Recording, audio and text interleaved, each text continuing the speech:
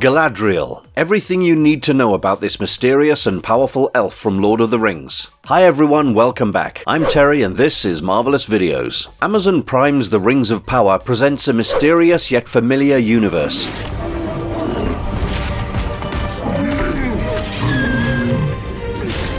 It's Middle-earth, but it's the Middle-earth before the Lord of the Rings. This is the Second Age, long before Sauron's terrible dominion, where dwarves, elves, and men coexisted harmoniously. Hard to say which way is up and which way is down. How am I to know which lights to follow? But not everything is as it looks. There's a flaring in the east. Darkness is gathering. Sometimes we cannot know until we have touched the darkness. Galadriel is at the core of it all. But who exactly is Galadriel, the enigmatic and powerful elf? Galadriel, also referred to as the Lady of Lothlorien, is one of Middle-earth's finest elves, revered for her beauty, brilliance and strength. She appears to be all-knowing and all-seeing, yet we discover very little about her background. Galadriel, based on her own words, is capable of both immense beauty and horrific fear. Before we go into our explanation, we have a very small request. If you like our content, please support us by subscribing to our channel. This is a small click for you, but for us it means a lot. Thank you. Now let's begin.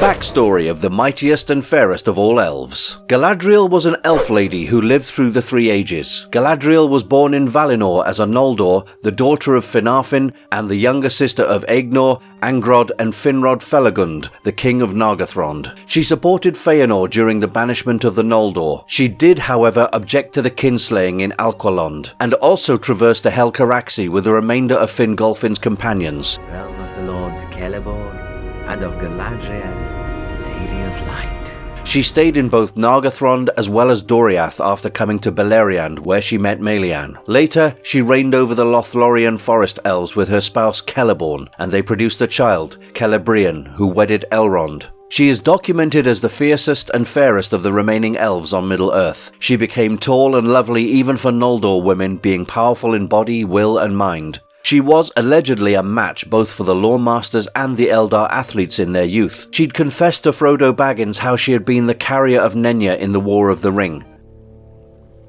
This is Nenya, the Ring of Adamant, and I am its keeper. She travelled back to Valinor after the war. Celeborn gave Galadriel the Telerin name Alatariel, which means maiden crowned with radiant garland, and alluded to her hair. Although the authentic version of this name would have been Naltariel, the Quenya form was Altariel. Galadriel, its Sindarin counterpart, was selected as her Sindarin name by her because it was the most exquisite of her titles and had been presented to her as an epesse by her beloved Teleporno of the Teleri, who she subsequently married in Beleriand. She is also known as the Lady of the Galadrim, the Lady of Light, the Lady of Lorien, and the Lady of the Wood. Inside the land of Lothlorien, she was simply known as the Lady, or Lady Galadriel. If Celeborn and Galadriel were referred to together, they were addressed as the Lord and Lady. When Frodo and Sam were with Faramir of Gondor in Henneth Anun, he hailed her as the Mistress of Magic. Galadriel is a Sindarin name that Tolkien translates as glittering garland, maiden crowned with gleaming hair, and maiden crowned with a radiant garland. Galadriel is made up of Galad, which means light or brilliance, and Ri, which means crown. This was an epesse granted to her in her childhood, as she used to wear her long blonde locks as a crown while exercising. Tolkien observes that the word Galad has no link to Sindarin Galad nor Silvan Galad, both of which mean tree. Tolkien explains how when Celeborn as well as Galadriel became monarchs of the Galadrim, Galadriel's name became linked with trees, which was aided by her husband's name, which also seemed to contain a tree-like word. As a result, outside Lorien, among those who have remembrances of the olden times, her legacy had faded, and her name was frequently changed to Galadriel. However, this never occurred in Lorien itself. When the Prince of the Noldor, Finarfin, and Princess of the Teleri, Eowyn, had a fourth child, he called her Artanis, which means noble woman. Because she grew particularly big and powerful, Eowyn named her Nerwen, which means man-maiden. Though her father and foremother Indis were the sources of her hair colour, it was believed among some of the Eldar that her tresses had absorbed the radiance of the two trees of Valinor, resulting in a unique and beautiful colour of gold tinged with silver. Many Eldar believed that this is how Feanor came up with the concept of trapping the illumination of the trees within the Silmarils. Despite her mixed heritage, she was known as a Noldor princess as her father was king of the Noldor, Finwë. Feanor requested to have one of her locks 3 times, but she continually refused. Galadriel and Feanor were almost always enemies, despite the fact that they were both the finest Eldar in all of Valinor. But if Feanor was better than her, she was brighter, and her wisdom deepened with the passage of time. She possessed an extraordinary ability to look into the thoughts of people, and she despised and loathed Feanor's evil. Valinor was still blissful when she was birthed, but she was quickly corrupted by the Noldor's turmoil and lost her indomitable spirit forever. She was ambitious, as was the majority in the House of Finwë, and like her dearest brother Finrod, she fantasized of distant territories and dominions that she might rule as she pleased. This place is so evil, our torches give off no warmth. This way. But she possessed the lofty character of the Vanyar that would not let her forget her adoration for the Valar. Galadriel was the only lady of the Noldor who rose among the rising princes throughout the darkening of Valinor, as well as Feanor's revolt. She made no oath, but Feanor's words about Middle-earth piqued her interest, as she yearned to see those vast unprotected lands and rule her own realm. Like the other members of the House of Finarfin, she supported the exile out of a desire to help her Sindarin cousins in Middle-earth. Despite being one of the conductors of the rebellion, she fought ferociously against Feanor during the subsequent conflicts when protecting her mother's family in the kinslaying at Alqualond as well as the rape of the ships. She even wished to pursue Feanor in an attempt to torment him in any way she could. However, nothing could have persuaded her to return once she had begun her journey to exile, for her pride was as powerful then as it was after. Even after her father Finarfin deserted the march and went to Valinor, even after Feanor left back Fingolfin's hosts as well as Finarfin's offspring, she continued forward. Then, with Finrod, Fingolfin and his sons, she led her folk into the harsh north, over the horrors of Helcaraxi, and landed on the northern beaches of the Outer Lands after many losses. When the House of Finarfin arrived in Beleriand, they were anxious to join Doriath. However, King Elu Thingol treated the Noldor bitterly and only permitted those who invited him to enter. Finally, in FA 52, Galadriel and Finrod stayed in Doriath for a long time, but her brother eventually left to construct the fortress of Nargothrond in the caverns of Narog. Galadriel, on the other hand, didn't accompany him and stayed in Doriath alongside Celeborn, a descendant of Thingol, as they were in love. Despite their feelings for one another, they didn't marry since the Eldar avoided marriage and childbearing throughout the battle, but they were subsequently engaged until the war ended. The western corn required to manufacture lembas had only been lost at Beleriand until the Noldor introduced fresh grain back, where it grew by the Valar's favour. Galadriel was among the primary beneficiaries of it, as well as the technique of producing lembas. It's safe to say Melian benefited from this. Years went by in Doriath, where Galadriel grew close to Melian. They talked about Valinor frequently. Melian was curious about the reasons for the Noldor's exile, but Galadriel refused to tell her anything about what happened after the trees died. Galadriel recounted the tale of the Silmarils and how the Noldor escaped from Aman despite the wishes of the Valar in the year 66,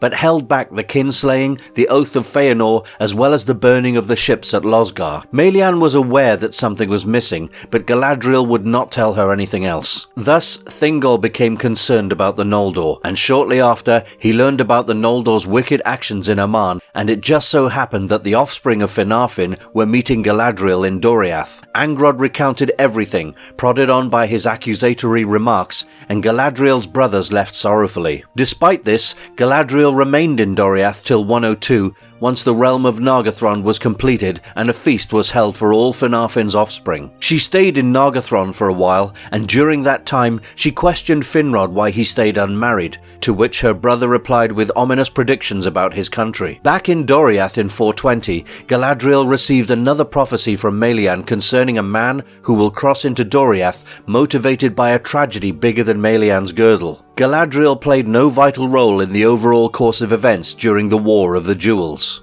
However, she might have been made aware of the casualties of her siblings Angrod and Aegnor in the Dagor Bragollach, as well as Finrod's when he was held captive by Sauron in 465. She and Celeborn crossed the mountains to Eriador prior to the fall of Nargothrond in the year 495, far from the upheaval of the First Age's last years. Following the War of Wrath during the conclusion of the First Age, the messenger of Manwë, Eonwë, invited the Beleriand elves into the west, where they were welcomed in Tol Eressëa and granted the Valar's forgiveness. Some, like Celeborn, didn't want to leave Middle-earth. Galadriel was not permitted to return as one of the leading members of the Noldorin uprising, and a ban was imposed on her, upon which she answered that she didn't intend to do so.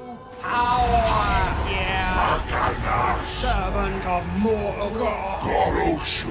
Galadriel in the Second and Third Age. Following the War of Wrath as well as Morgoth's defeat, she decided to stay with Celeborn, who refused to leave Middle-earth, as well as because she had been one of those interested in exploring Middle-earth from the start. When she returned, a restriction was imposed, which was not repealed only during the War of the Ring. Celeborn reigned over the domain of Harlindon, which was primarily made up of Sindar and was administered by the ruler of the Noldor, Gil-galad, the High King. The pair eventually travelled into Eriador, accompanied by a large number of Noldor. They resided in the land around Lake Ninuial along Sindar and the Green Elves, controlling the Eldar of Eriador, including the roving groups of the local Nandor. Celebrian, Galadriel and Celeborn's daughter, was born in SA 300. Around the year 500, the intimidating Sauron resurfaced in Middle-earth, but his identity was unknown. Galadriel, on the other hand, observed a terrible evil that was spreading over the globe, originating in the east outside of the Misty Mountains. She also believed that fighting this residue of evil required a coalition of all its adversaries. As a result, she and Celeborn travelled east, establishing the dominion of Eregion at Khazad-dûm. Celeborn disliked dwarves, but he appreciated the value of establishing relationships with them, whom he viewed as having military interests. She was also a Noldor, thus she shared their wits and love of crafts, and in Valinor she had learned from Yavanna and Aule, the dwarves' creators. A few Noldor were also interested in creating a dominion near Khazad-dûm due to the discovery of Mithril there. As a result, several elven smiths migrated to Eregion and established friendly relations with the dwarfs there. Celebrimbor, the finest of the craftsmen, was the lord of Eregion and a descendant of Feanor, and hence a distant relative of Galadriel. He was its primary constructor, and in 750 the building of the principal city of the realm, Ostin Eadhil, began. Galadriel and Celeborn's power rose as well. Owing to the dwarfs at Khazad-dûm, they were able to communicate with the Nandorin kingdom of Lorinand on the other end of the Misty Mountains. Sauron's schemes were foiled thanks to Galadriel's power over Lorinand. You are named.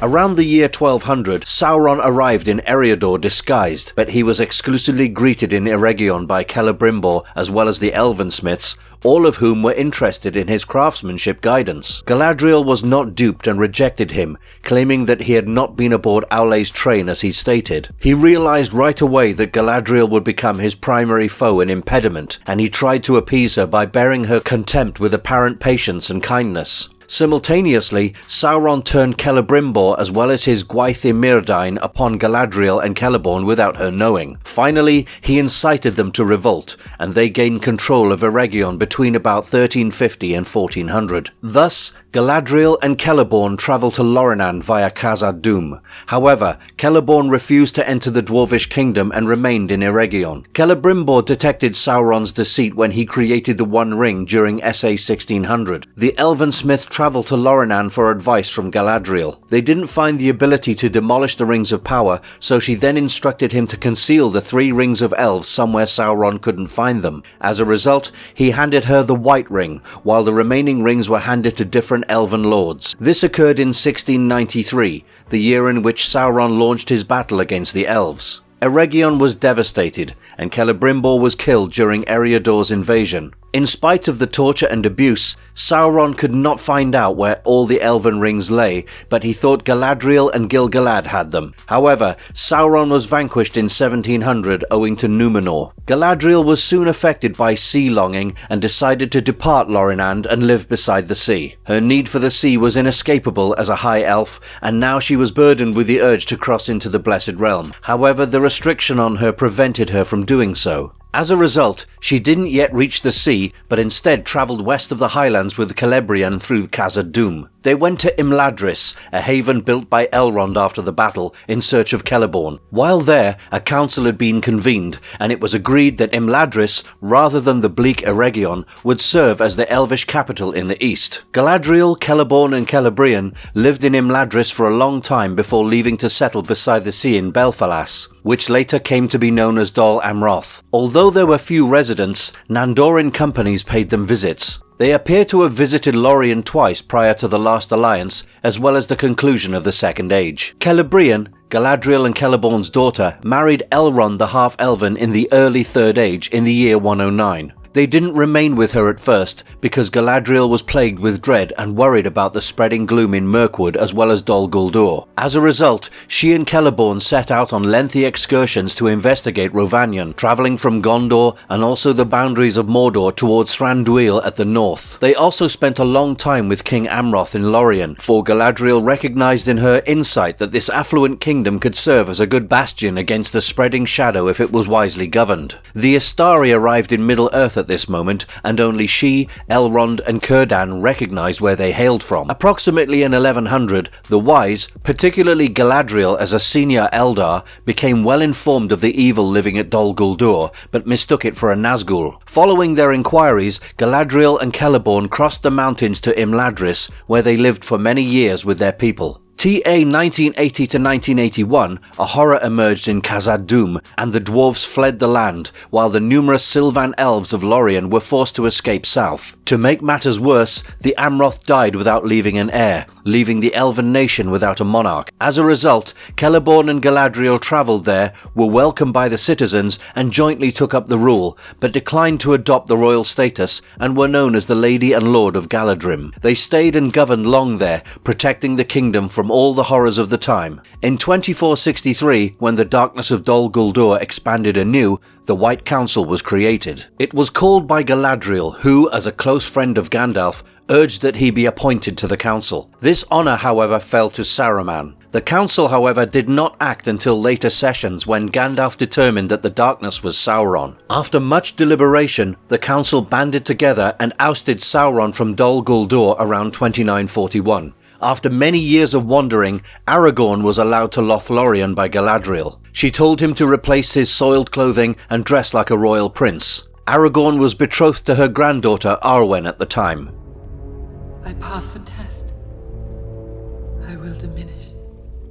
War of the Ring and its aftermath. Prior to the Fellowship of the Ring's arrival in Lothlorien, Galadriel and Celeborn were well versed in its members and goal, possibly thanks to letters from Rivendell. The company landed at Caras Galadon in the evening on March 17th, TA 3019. Celeborn personally greeted each member of the Lady as well as the Lord's Talon. Noticing Gandalf's absence, Galadriel inquired as to his whereabouts as she longed to talk with him. Celeborn condemned the company's passage through Moria after learning that they had faced Durin's Bane, which was essentially an old Balrog. Galadriel, on the other hand, was more empathetic, especially regarding Gimli, who knelt to her in reverence. She stared deep into their eyes before encouraging the team of the Fellowship to relax and recover there, and they all found their hearts exposed. A month later, on February 15th, Frodo Baggins, the holder of the One Ring, had been out strolling with Sam in the twilight when they came across Galadriel. She brought them to an isolated garden and displayed a silver basil to them. By flooding it with water, she created a mirror that allowed them to view what was and what was to come. Frodo could see the eye of Sauron. Therefore, she revealed to him that Sauron also sought to see into Frodo's thoughts.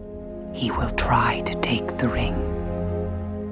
You know of whom I speak. She also retained a ring of power, and when she showed him the ring of adamant, Nenya, she indicated that its power would diminish after Frodo eliminated the One Ring, and Lorien would fade as well. Then Frodo handed her the One Ring, and she laughed, stating that she couldn't deny that her spirit had long yearned to accept what he offered. Then she started to consider how strong she would be under the ring's might, and Nenya shone a tremendous light over her towering stature. But the light went out, and she laughed again, claiming she had passed the test. She would diminish, travel to the west, and stay as Galadriel.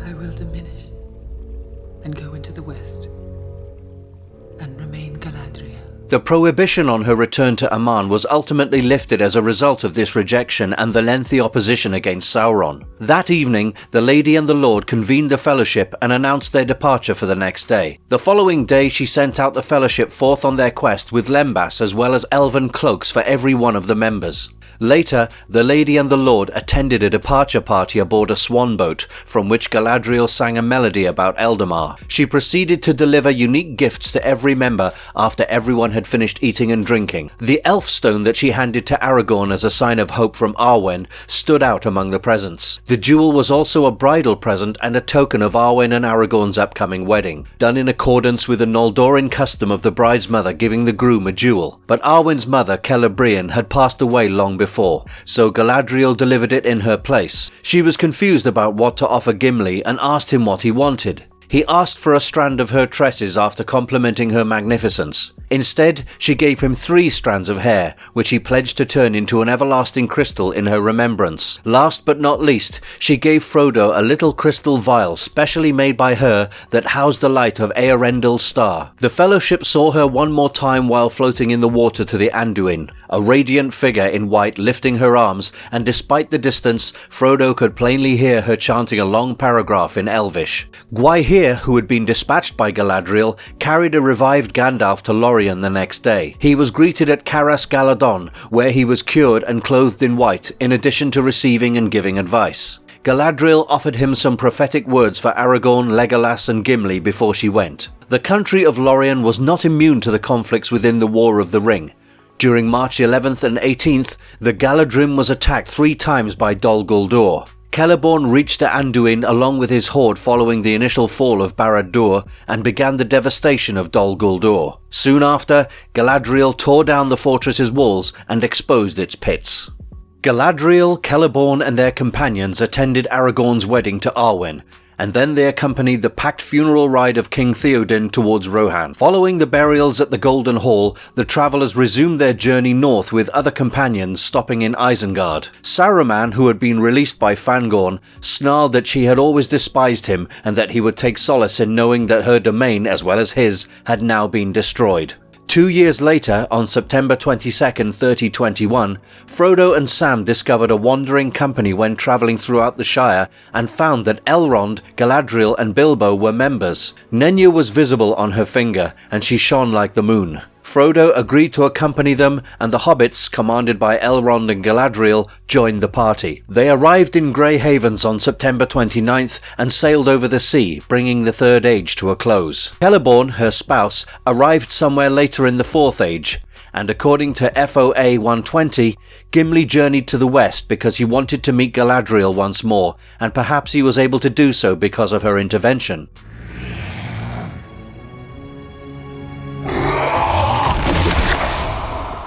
Alternate versions of the legends of Galadriel. The narrative of Galadriel that J.R.R. Tolkien altered several times has some ambiguity. Some of the aspects that were frequently amended were Galadriel's participation in the Noldor uprising, the reason she stayed on Middle-earth, as well as the time she met Celeborn. Galadriel was among the leading figures of the revolt and accompanied Feanor into exile, according to the notes in The Road Goes Ever On and the published Silmarillion. She was barred from returning to Valinor due to a prohibition, and then in Doriath she encountered Celeborn, a Sindar. This is the sole version of her narrative that Tolkien published during his lifetime, but there are 2 late articles written by Tolkien following The Road Goes Ever On that are included in Unfinished Tales which dispute this. Galadriel, like the other Noldor, revolts in one of them, but after being granted the Valar's amnesty, she refuses to go back to Aman. In another later essay, which Christopher Tolkien dates to possibly the last couple of months in his father's life, Galadriel takes no role in the Noldor uprising and travels to Middle-earth on her own ship. In normal circumstances, the Valar would have permitted her to sail to Middle-earth. However, because she did so during the disruption of Valinor, she was still subject to the doom of Mandos. She encountered Celeborn in Aman in both writings. He was known as Teleporno in Quenya and was a youthful Telerin prince, most likely the son or grandchild of Olwe, making him Galadriel's cousin or uncle. They soon fell in love and he named her Alatariel in Telerin, which was Galadriel in Sindarin and Altariel in Semi-Quenya. It's uncertain if Tolkien would have explored this change by publishing a newer version of The Road Goes On, or if he would have been constrained by the current version. Another change was the time Galadriel went over the highlands at Ered Luin to reach Eriador. She asserts in The Fellowship of the Ring that she crossed over the highlands before the collapse of Nargothrond as well as Gondolin. However, in Appendix B in The Lord of the Rings, she's still living in Lindon at the start of the Second Age before going over the mountains. This inconsistency in the same project must have resulted from a revision error. Aside from that, the older version of Amroth's narrative as told in Unfinished Tales states that Galadriel as well as Celeborn had 2 children, one of whom was Amroth. Not yet. But every day it grows in strength. Galadriel in the Lord of the Rings film trilogy. Cate Blanchett plays Galadriel in Peter Jackson's movie franchise. She appears in a supporting role in all 3 films. Began with the forging of the great rings. 3 were given to the elves. The prologue of The Fellowship of the Ring is narrated by Galadriel, who describes the War of the Ring and Sauron's initial defeat. Earlier plans called for either Frodo or Gandalf to narrate the prologue, but this was scrapped because Frodo would not be alive for thousands of years after these events, and while Gandalf was present, he wasn't active in Middle-earth during that time, as the wizards arrived approximately 1,000 years after the prologue ended. Galadriel delivered the prologue because she had first-hand knowledge of the events and played an active role in them. She is pictured getting one of several elven power rings. She communicates with Frodo telepathically and guides him to the Mirror of Galadriel, where he gets a glimpse of Sauron's victory. Later, when the Fellowship arrives in Lorien, Galadriel greets them with her husband Celeborn. Galadriel informs Frodo that Boromir would attempt to steal the One Ring, to which Frodo responds by offering the One Ring to her. Galadriel is tempted by the ring at that time, but she overcomes the temptation and passes the test. When the Fellowship leaves Lothlorien, she offers Frodo a vial of light. Galadriel and Celeborn also deliver different gifts to the other representatives of the Fellowship in the expanded edition. Aside from Frodo and Sam, she offers an elven dagger to Merry and Pippin, a curved elvish hunter's knife to Aragorn, a bow of Galadrim to Legolas, and 3 strands of her tresses to Gimli. Although Tolkien mentions Osanwe, or thought speech, Galadriel's actions in the Two Towers film have no obvious equivalence in the books. Galadriel regularly consults Elrond telepathically in The Lord of the Rings: The Two Towers, and there is evidence from the texts that the two were able to converse in some fashion, without particular mention. Unlike in the novel, Galadriel as well as Elrond dispatch an army with elves commanded by Haldir for Helm's Deep to help the Rohirrim in the film. In the audio commentary, Peter Jackson and the co-writers explained that they were concerned that people would ask why the elves didn't seem to be aiding in the battle, but incorporating an entirely new fight sequence at Lothlorien would eat up too much screen time and resources. A spiritual vision of Lady Galadriel emerges to supply Frodo with strength during his journey through Shelob's lair shortly after he uses the file that she gave him in The Lord of the Rings: The Return of the King. She is subsequently shown departing Middle-earth with other ring-bearers. However, her husband Celeborn joins her in the film version. Galadriel's appearance in Peter Jackson's The Hobbit movie series is wholly fabricated, as she does not exist in the original text. Galadriel shows up in An Unexpected Journey with Saruman, Gandalf and Elrond at a White Council meeting. She agrees with Gandalf when he says the necromancer is turning into a more significant menace and that Dol Guldur must be dealt with. Galadriel telepathically urges Gandalf to visit the graves of the Nine in the High Fells at Rhudaur and meet the necromancer in the Desolation of Smaug. Galadriel saves Gandalf from Dol Guldur in the Battle of the Five Armies. She appears to have arrived alone at first. She destroys an orc with just a bolt of her magic from Nenya.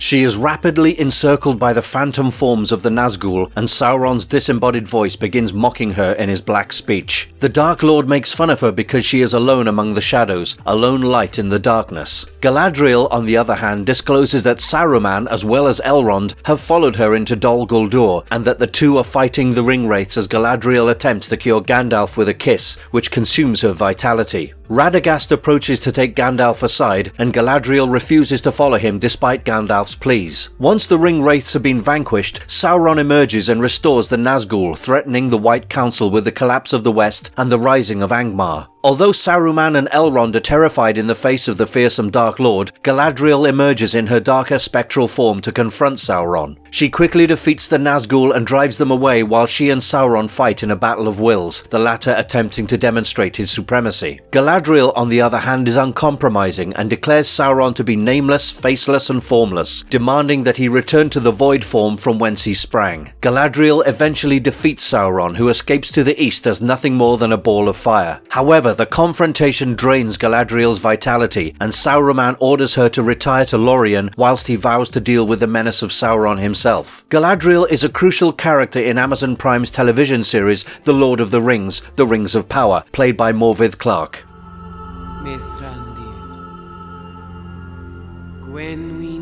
Some things about her past that weren't shared in the movies. One aspect of the plot that the films did not address was the clear link between two of the most prominent ladies in the story. Celebrian, Galadriel and her husband Celeborn's daughter, and her spouse Elrond were the parents of Arwen and her siblings Elladan and Elrohir. Arwen made the choice to marry Aragorn when visiting her grandmother in Lothlorien at a time when Aragorn was passing through. So, in a hilarious turn of events, despite the fact that Hugo Weaving is 9 years older than Cate Blanchett, she played his mother-in-law in the films. Galadriel also had a minor but vital part in the First Age on Middle-earth. The Dark Lord Morgoth steals the Silmarils, the most priceless jewels on Earth, causing the epic conflict of the First Age. These gems were created by Feanor, whose prowess with language and fiery personality drove an army of elves to abandon their idyllic dwellings in the Blessed Realm to pledge revenge against Morgoth, rejecting practically all of Middle-earth's deities, known as the Valar, in the process. It ultimately meant that he inflicted a curse on himself as well as his people, but it was a testimony to the strength of his personality. He was such a charismatic leader that his people eagerly followed him into tragedy. On the other hand, Feanor was unsuccessful in his efforts on Galadriel. He requested a strand of her fair locks 3 times, and each time she refused. According to one account, it was just this encounter that prompted Feanor to create the Silmarils in the very first place, implying that Galadriel's transcendent splendor and the power of her own character contributed to the epic drama of the First Age. It also makes her gift of 3 hairs to Gimli even more meaningful when he subsequently asks for only 1. Galadriel appears to be resistant to the mutual dislike of dwarfs and elves that appears to infect virtually every other character in the books and films, which is one of the most endearing aspects of her. She chastises her husband for his treatment of the dwarfs, and it's also her generosity that opens Gimli's heart to a better understanding of the elves as well. There is a historical basis for this, as she lived during the times when elves and dwarves were on good terms. Yet one of the most remarkable things she accomplished in this respect was that she actually journeyed through the subterranean dwarf realm of Khazad-dûm twice. It was highly unusual for elves to undertake such a task, not only because of mutual distrust, but also because elves prefer trees and blossoming things and the open sky to the gloomy and confined chambers beneath the ground where the dwarves reside. Galadriel appears to have not only journeyed there, but also loved the trip, as evidenced by her consoling Gimli in the Fellowship of the Ring novel. The creation of the Rings of Power had been a pivotal event in the Second Age on Middle-earth, and it's sure to be a crucial point in the new TV series. While Sauron played a dangerous game with the rings, the Maker, an elf called Celebrimbor, was distraught when he discovered that Sauron had made a master ring to govern all the others. Galadriel then counseled Celebrimbor on how to handle the elven rings in case anything goes wrong and prevent the Dark Lord's dominance. As a result, Celebrimbor gave her the powerful ring Nenya, which she later used to maintain and enchant the kingdom of Lothlorien. Galadriel came to reign over Lothlorien with Celeborn somewhat late in her life, succeeding the previous ruler in 1981 of the Third Age.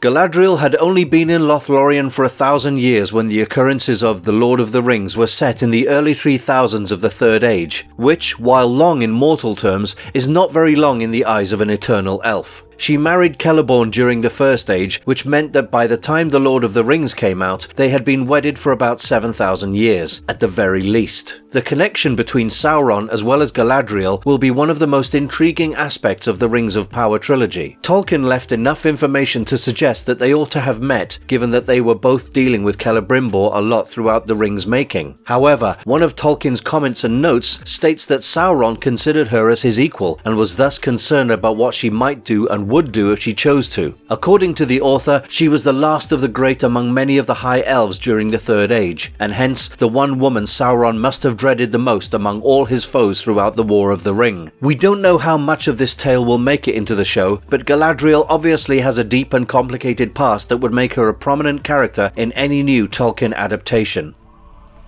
It is precious to me, though I abide with a great pain. What if she couldn't resist the temptation of the ring? Galadriel's strength and intelligence were already immense, but thanks to the ring, she could have become more powerful than the Earth's foundations. Her ambition to make all beings love and obey her out of grief and total loss of hope seems very wicked, even crueler than Sauron. Galadriel aided Eorl the Young, the first king of the yet-to-be-formed realm of Rohirrim, in the Third Age battle of the Field of Celebrant with Sauron. It's stated that the Rohirrim feared both Galadriel and Lothlorien. Perhaps the Rohirrim were afraid because they sensed Galadriel's tangible aura of enormous power. Galadriel opted to utilize her abilities for good in The Lord of the Rings, even helping to build the Council of Elrond. Galadriel was not a bad person, but if she was, there would be no one who could face up to her powers, especially if she wielded the ring.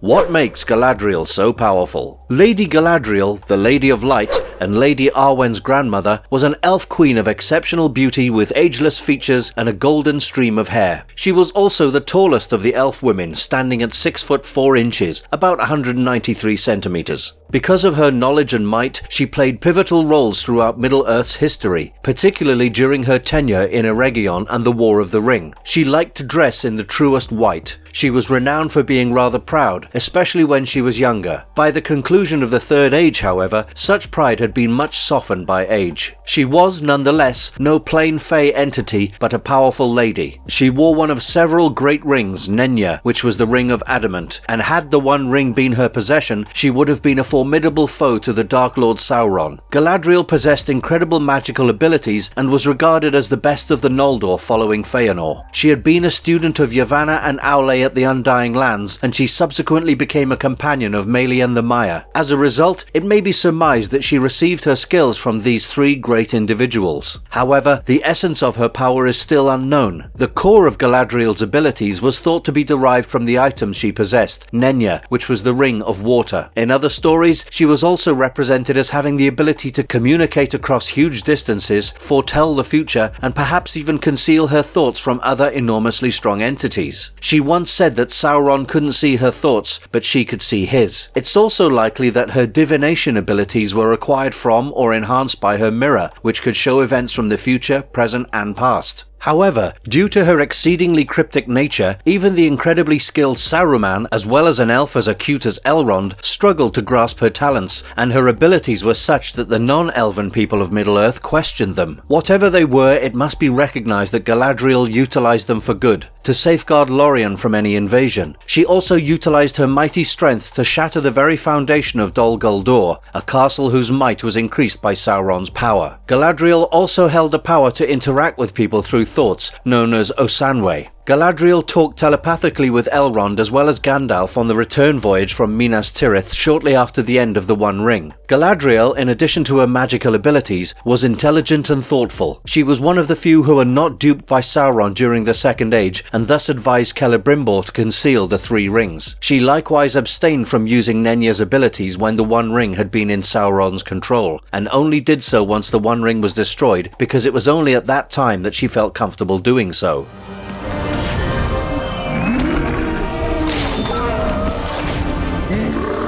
How does Rings of Power bring back the lost glory of Galadriel? The Lord of the Rings, the Rings of Power TV series, recounts an epic plot familiar to fans of Peter Jackson's films. The new adventure series from Prime Video takes place during Sauron's initial rise to prominence during the Second Age on Middle-earth. The classic opening montage of The Lord of the Rings, The Fellowship of the Ring, depicts Sauron's construction of the One Ring and final downfall on the burning battlefields of Mount Doom. Cate Blanchett's narration appears in this flashback scene, as some of our viewers viewers may recall. Blanchett portrays Galadriel, the regal elf whose divine nature inspires Frodo Baggins, played by Elijah Wood, with his friends on their adventure. Although Blanchett reprised the role for a brief appearance in the Hobbit films, Saint Maud actor Morvith Clark will play the character's younger incarnation in The Rings of Power. Galadriel was characterized as having an Amazon temperament in a letter written in the letters of J.R.R. Tolkien in 1973. While doing athletic feats, she tied her hair up like a crown. According to unfinished tales, she saw the dwarves with the gaze of a commander, recognizing in them the best fighters to pit against even the orcs. The Rings of Power director Patrick McKay has stated that the series would depict a youthful, hot-headed Galadriel who grows into a statesman, promising that she is full of venom and vinegar and that her sword is shattered from killing so many orcs. It'll be intriguing to see what incidents shape Galadriel's worldview as she has gotten more reflective by the time period in The Hobbit. Despite the fact that Galadriel doesn't really appear in Tolkien's narrative, Peter Jackson still placed her in supporting roles in all three movies. Galadriel has gotten forewarnings about a tremendous evil on the horizon. Throughout the White Council meeting, she confides in Ian McKellen's Gandalf the Grey to examine the necromancer. In the Battle of the Five Armies, she assists Saruman, played by Christopher Lee, and Elrond, played by Hugo Weaving, in their rescue of Gandalf. Although Saruman reports that the Nazgul had now been vanquished, Galadriel is exhausted from the combat and unable to investigate further. According to Morvith Clark, Galadriel is out of touch with her community, not just her elven community, but the community in general. What the actress professes to like about Tolkien is his fixation on the fact that no one is an island, and any character who goes on their own in The Lord of the Rings is tragic. Galadriel is doing this to herself right now, so she's not going to do everything correctly since everyone in Middle-earth is part of a web. And she's acting strangely, like she's trying to get away. And Morvith believes that when people lose themselves, that's when they're most inclined to make mistakes. However, the actress steadfastly supports her character. She believes that what previous characters have gotten wrong is that you can't ever rest on your past accomplishments with peace and assume you've attained them. She said, quoting campaigner Mariam Kaba, "Hope is a discipline, and that Galadriel knows that everyone is sitting back and resting. Even if Sauron isn't coming, she has to continually defend the peace, and there's always hope. These are not things that survive by remaining inactive." When viewers and readers first meet Galadriel, it's in a story in which the burden of exercising hope and safeguarding peace falls most severely on the backs of everyone else, an era when the prudent Lady of Lothlorien's role is to keep her bright frontiers against intruding darkness, not to fight darkness itself. For others, the initial photographs from the shoot of Rings of Power, which showed Galadriel in heavy armor and wielding a blade as nearly as large as she is tall, seem to misrepresent her character. The wisest cannot tell, for the mirror shows many.